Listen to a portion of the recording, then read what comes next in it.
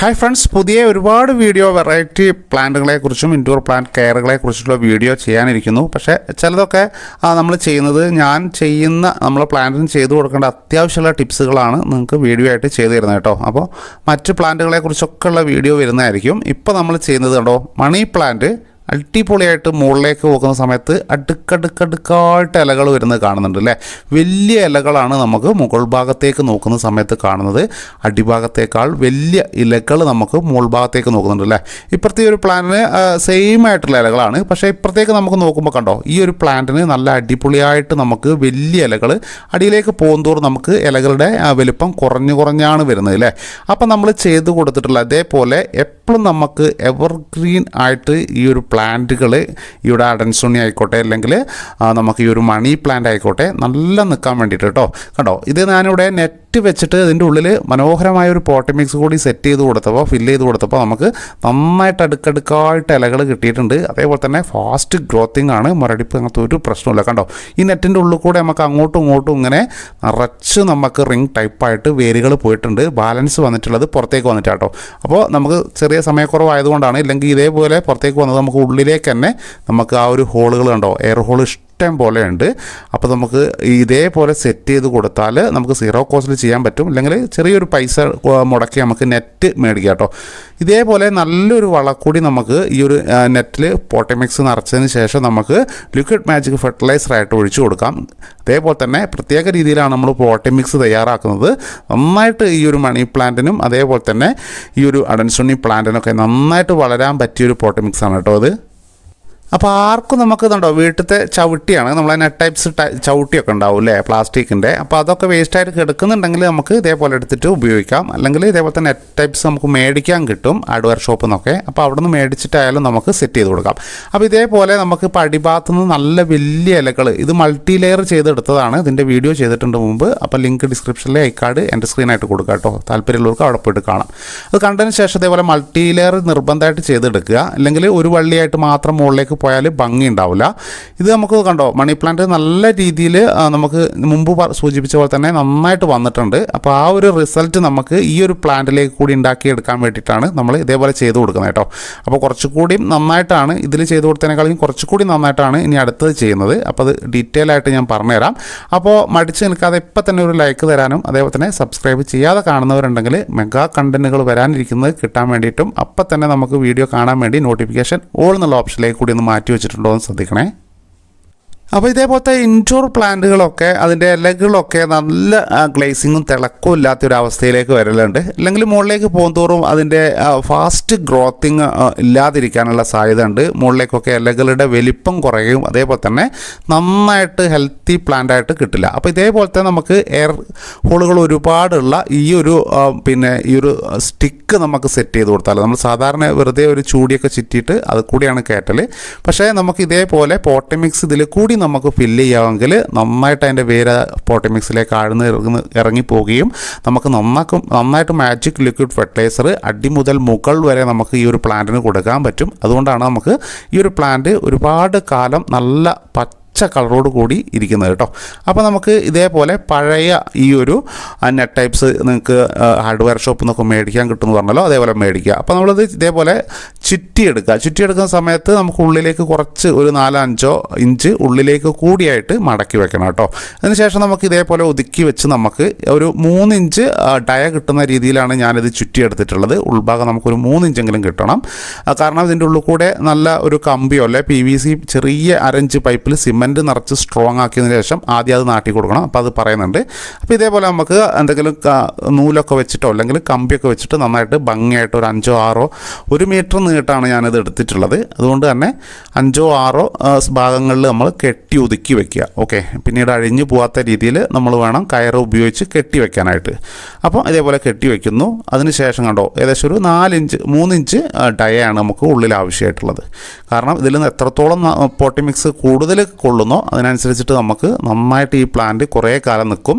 അധികം കെയറിങ് ഇല്ലാതെ ഒരു പ്രാവശ്യം നമ്മൾ കുറച്ച് സമയം ചിലവാക്കി നമ്മൾ ഇത് സെറ്റ് ചെയ്ത് കൊടുത്താൽ പിന്നീട് നമുക്ക് അധികം കെയറിങ് ഇല്ലാണ്ട് ഒരുപാട് കാലം അടിപൊളിയായിട്ട് നിൽക്കും.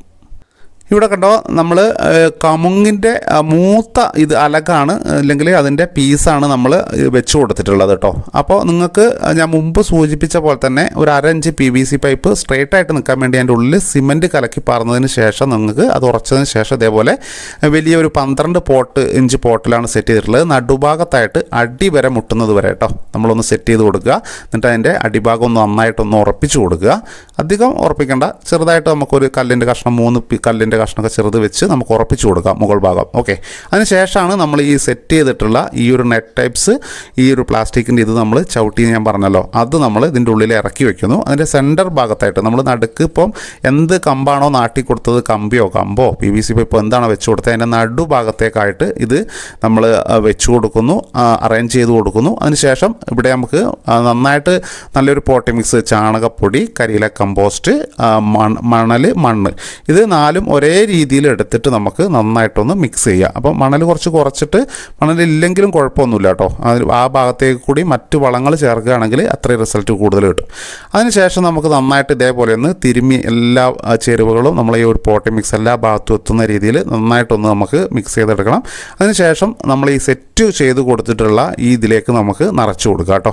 നന്നായിട്ട് നമുക്ക് ഫില്ല് ചെയ്ത് കൊടുത്തിട്ടുണ്ട്. ഇലയിലൊക്കെ കുറച്ച് ചെളി നിറക്കുന്ന സമയത്ത് വീണിട്ടുണ്ട്, അത് നമുക്ക് ഏറ്റവും അവസാനം ഒന്ന് കഴുകി കൊടുത്ത് വൃത്തിയാക്കി വെക്കണം. അല്ലെങ്കിൽ ആ ഇലയിൽ ആ മണ്ണൊക്കെ പിടിച്ചിരുന്നാൽ പിന്നീട് അത് പോകാൻ കുറച്ച് ബുദ്ധിമുട്ടാണ്, അതിൻ്റെ ഇലയുടെ ആ ഒരു ഭംഗി നഷ്ടപ്പെടും. ഇനി ഈ ഒരു പ്ലാന്റ് മുകളിലേക്ക് വളർന്നു വരുന്ന സമയത്തൊക്കെ ഇതിൻ്റെ ഈ ഒരു ഹോളിൽ കൂടെ വേര് ഇറങ്ങി പോവുകയും അത് അപ്പുറത്തേക്ക് വരുന്ന സമയത്ത് നമുക്ക് ഇപ്പുറത്തേക്ക് തന്നെ തിരിച്ച് വിട്ടു കൊടുക്കാം കേട്ടോ. അപ്പോൾ അത് അടിയിലേക്കും അതേപോലെ തന്നെ ഇപ്പുറത്തെ ഭാഗത്തേക്കൊക്കെ ആയിട്ട് വന്നോളും. ചുറ്റുഭാഗത്തുനിന്ന് നന്നായിട്ട് ഈ വേരുകൾ ഈ ഒരു പോട്ടി മിക്സിലേക്ക് ഇറങ്ങുന്നത് കൊണ്ടും നമുക്ക് നനയ്ക്കുന്ന സമയത്ത് ഈ ഒരു ഇത് കൂടി നനച്ചു കൊടുക്കുക. അപ്പോൾ നമുക്ക് ഇതേപോലെ ലിക്വിഡ് മാജിക് ഫെർട്ടിലൈസർ ഉണ്ടാക്കാനായിട്ട് നമുക്ക് ആവശ്യമായിട്ടുള്ളത് സോയാ ചങ്ക്സ് ആണ് കേട്ടോ. ഇത് നമുക്ക് പിന്നെ ഒരു കഞ്ഞിവെള്ളം കുറച്ചെടുക്കുന്നു. ഇനി കഞ്ഞിവെള്ളം ഇല്ലെങ്കിലും കുഴപ്പമില്ല, എടുത്താൽ നല്ലത്. ഇല്ലെങ്കിൽ മറ്റ് ധാന്യങ്ങൾ കഴുകുന്ന അല്ലെങ്കിൽ അരി കഴുകുന്ന വെള്ളമൊക്കെ ആണെങ്കിൽ കുറച്ചുകൂടി ഗുണമാണ്. അപ്പോൾ തവിടുക്കുള്ള ഇതാണെങ്കിൽ നല്ലത് കേട്ടോ. അത് നമുക്ക് ഒരു 1/2 ലിറ്റർ എടുത്ത് അതിലേക്ക് 5 ദിവസം ഇത് ഇട്ട് വെക്കുക കേട്ടോ. നന്നായിട്ട് പുളിച്ച് വരും. പുളിച്ച് വന്നതിന് ശേഷം നമുക്ക് 5 ദിവസം എടുത്തതിന് ശേഷം നമ്മൾ നന്നായിട്ട് പിഴിഞ്ഞെടുക്കുക. 2-3 പ്രാവശ്യം അതിൽ നന്നായിട്ടൊന്ന് തിരുമ്മിയെടുത്ത് പിഴിഞ്ഞതിന് ശേഷം നമുക്ക് അതിലൊരുപാട് മൈക്രോ സെക്കൻഡറി പ്രൈമറി ന്യൂട്രിയൻസ് ഉണ്ട്. അതുകൊണ്ട് തന്നെ നമുക്ക് 1 ലിറ്റർ വെള്ളത്തിൽ കൂടി ചേർത്ത് മൊത്തത്തിൽ 1.5 ലിറ്റർ ആക്കിയതിന് ശേഷം നമുക്കിതിൻ്റെ പിന്നെ ചുവട് ഭാഗത്ത് ഒഴിച്ചു കൊടുക്കാം ഓരോ 10 ദിവസം കൂടുമ്പോഴും. ഇല്ലെങ്കിൽ നമുക്ക് അതേപോലെ തന്നെ ഇതിൻ്റെ മുകൾ ഭാഗത്ത് നമുക്ക് ഒഴിച്ചു കൊടുക്കാം കേട്ടോ. നമ്മളിപ്പോൾ സെറ്റ് ചെയ്ത് കൊടുത്തിട്ടുള്ള ആ ഒരു നെറ്റ് ടൈപ്സ് വെച്ചിട്ട് നമ്മൾ പോട്ടി മിക്സ് ഫില്ല് ചെയ്ത് കൊടുത്തിട്ടുണ്ടല്ലോ, അതിലേക്ക് നമുക്ക് ഒഴിച്ചു കൊടുക്കാം. ഓക്കെ, അപ്പോൾ നല്ല റിസൾട്ടാണ് നമുക്ക് കിട്ടുക. ഇത് അടിയിലേക്ക് എത്തുന്നതിനനുസരിച്ചിട്ട് നമുക്ക് അടിയിലത്തെ പോട്ട് കൂടി നനഞ്ഞോളും. അതോടൊപ്പം തന്നെ മുകളിലേക്ക് ഈ പ്ലാന്റ് കയറി വരുന്നതിനനുസരിച്ചിട്ട് ഇത് നനച്ചു കൊടുത്താൽ സ്പീഡായിട്ട്, ഞാൻ പറഞ്ഞല്ലോ മുമ്പ് സൂചിപ്പിച്ച പോലെ തന്നെ മുരടിപ്പോ മറ്റ് പ്രശ്നങ്ങളൊന്നും ഇല്ലാതെ മുകളിലേക്ക് വരുന്ന ഇലകൾ വളരെ വലിയ ഇലകളായിരിക്കും. അപ്പോൾ നമ്മൾ ഇൻഡോർ പ്ലാന്റുകൾ സെറ്റ് ചെയ്യുമ്പം കുറച്ച് ദിവസം നമ്മൾ വീടിൻ്റെ അല്ലെങ്കിൽ റൂമിൻ്റെ മറ്റു വശങ്ങളിലായിട്ട് ഒരു സ്ഥലത്ത് തന്നെ വെക്കാതെ നമ്മൾ പല ഭാഗങ്ങളിലായിട്ടൊന്ന് വെച്ച് നോക്കുക കേട്ടോ. അപ്പോൾ ഏത് ഭാഗത്താണോ നമുക്ക് കൂടുതലായിട്ട് നന്നായിട്ട് വളരുന്ന പ്ലാന്റുകൾ ഉണ്ടെങ്കിൽ ആ സ്ഥലത്ത് നമ്മൾ കുറച്ചധികം ഇൻഡോർ പ്ലാന്റുകൾ സെറ്റ് ചെയ്യുന്നതായിരിക്കും ഏറ്റവും നല്ലത്. കാരണം ആ പ്ലാന്റിന് വളരാനുള്ള വെളിച്ചം കൂടുതൽ അവിടെയായിരിക്കും കിട്ടുന്നത്. അപ്പോൾ 4 ഭാഗത്തുനിന്ന് അല്ലെങ്കിൽ 4 ഭാഗങ്ങളിലായിട്ട് വെച്ച് നോക്കുക. എവിടെയാണോ ഈ പ്ലാന്റ് നന്നായിട്ട് വളരുന്നതെന്നൊന്ന് ആദ്യം നോക്കണം. അതിനുശേഷം നമുക്ക് ആ ഭാഗങ്ങളിൽ കൂടുതൽ ഇൻഡോർ പ്ലാന്റുകൾ സെറ്റ് ചെയ്ത് കൊടുക്കാം. അതേപോലെ തന്നെ ലിക്വിഡ് മാജിക് ഫെർട്ടിലൈസറുകൾ ഒരുപാട് വീഡിയോസ് പറഞ്ഞിട്ടുണ്ട്.